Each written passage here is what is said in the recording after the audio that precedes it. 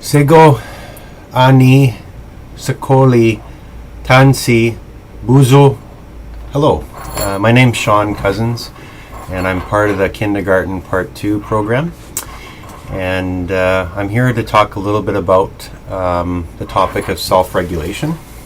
And but before I do, I'd just like to sort of share a little bit about myself and how I've come to choose this topic.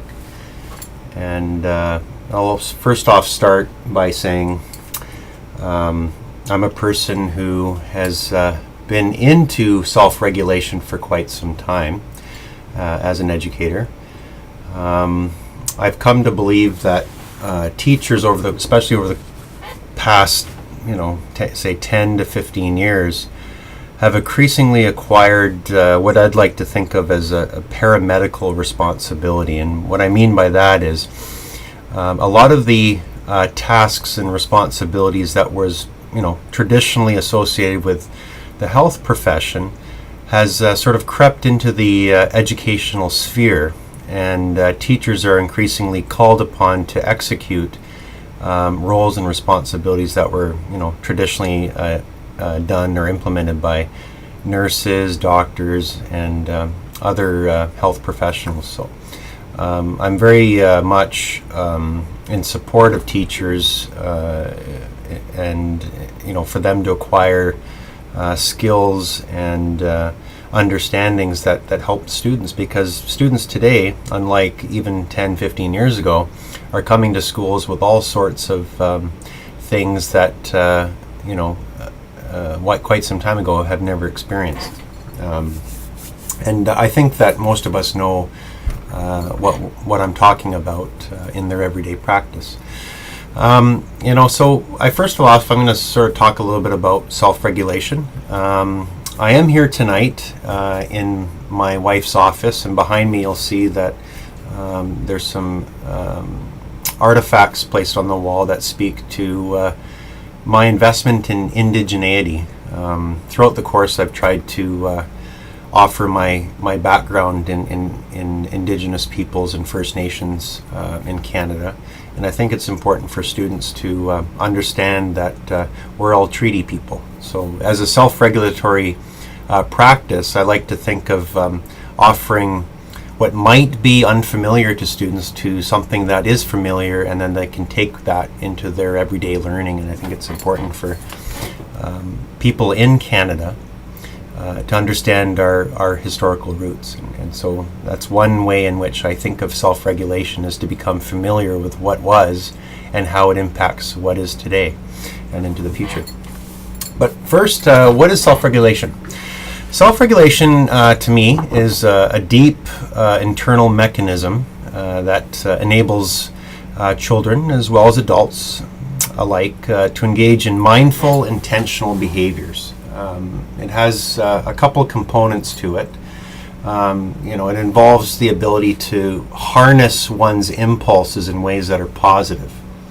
And so choices that are made, those behaviors that are made explicit, reflect an ability to navigate in situations where there's the potential to do things that impact the self or others in a negative way. But self-regulation is the sort of shield or coat that enables a child to make choices that are productive for themselves and those around them. The second thing that self-regulation features is the capacity to do something even though it's needed. So if a situation calls for making a choice that benefits oneself and others, or you're in a situation where you're forced to make a decision, self-regulation is that skill set and that coat of arms, as it were, that allows children to make an impact in the world for the better. Okay? And so having sort of said these sort of components to self-regulation, how does self-regulation, how does it develop? Well, self-regulation develops over the course of time. It's not something that a student comes into the world with. It's an acquired, embodied set And at root, the research shows that there's a neural basis to this. And what do I mean by that? I mean that thinking and feelings are intertwined phenomena, and they echo one another, offering insight for the teacher about what mechanisms are at work behind what we see. Children are either showing positive, for example, cooperation or compromise behaviors, or negative, for example, learned helplessness, anger, and frustration. These are just two of among many different ways that children demonstrate the behavior. And the educator, ought to, based on this research and understanding, ought to interpret the situation as a symptom and not a cause. These choices provide clues about how the mind and body are at work in developing the neural network that is otherwise known as sort of an embodied consciousness, as it were. In other words, self-regulation is a learned state of being and becomes salient only after repeated attempts at a particular exercise or challenge. We don't, again, like I said earlier, we don't immediately come into the world to know how to tie our shoes. Although we may know that, it is important to do so for various reasons. So we need to learn these things.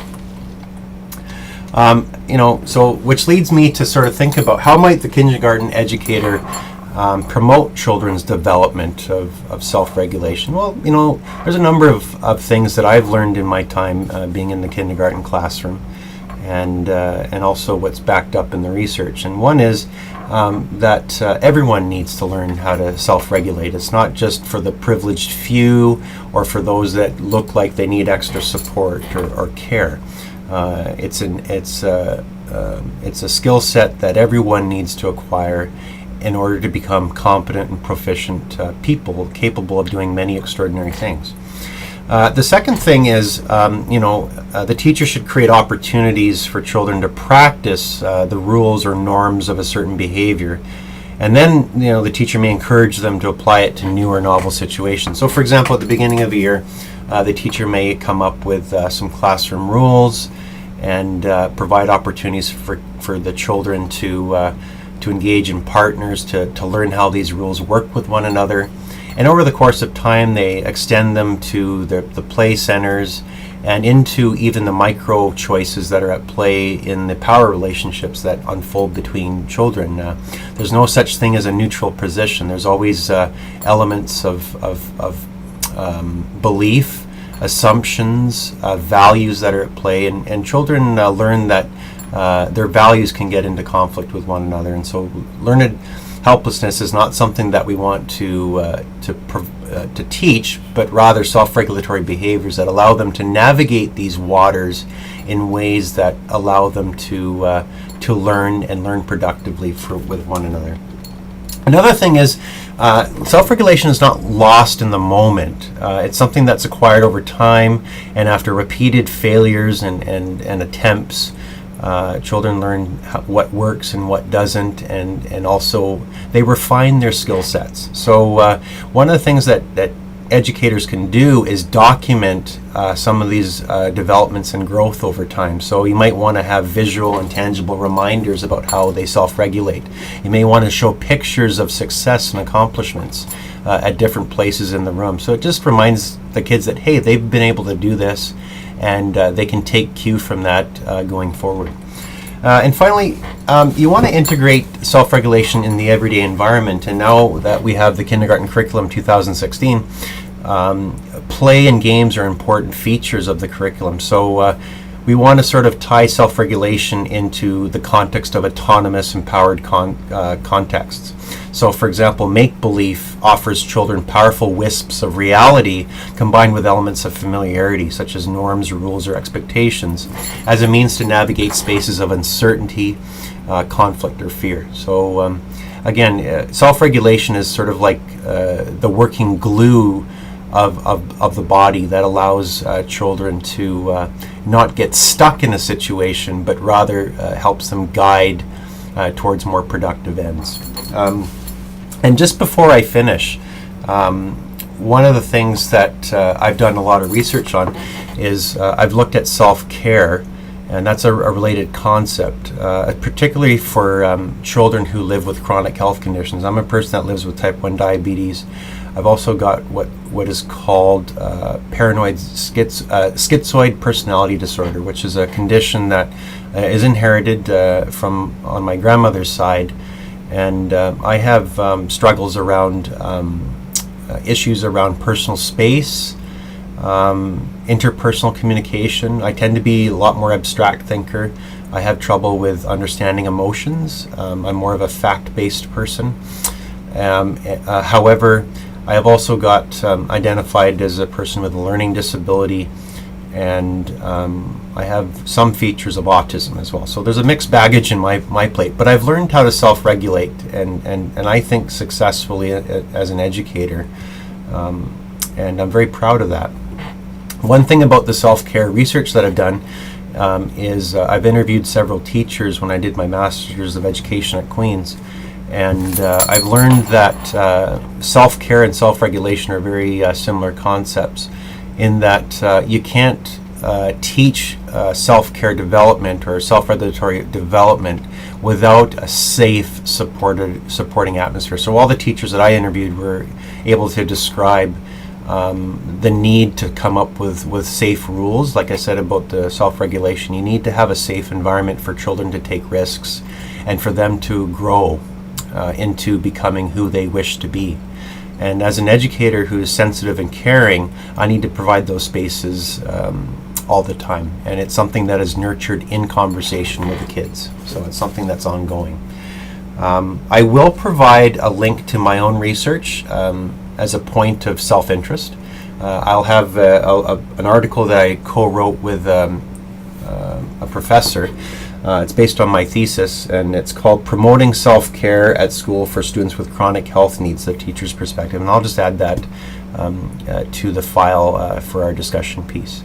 But I think I attempted to provide a useful summary, and I'm hoping it helps all of you in the course to use in the context of everyday practice. You're very experienced, and I'm learning so much from you, and I thank you for your contributions in this course. But that's all for now. Yamako, Magwitch, Naihoen, Kinas Gokumen. Thank you. Have a good night.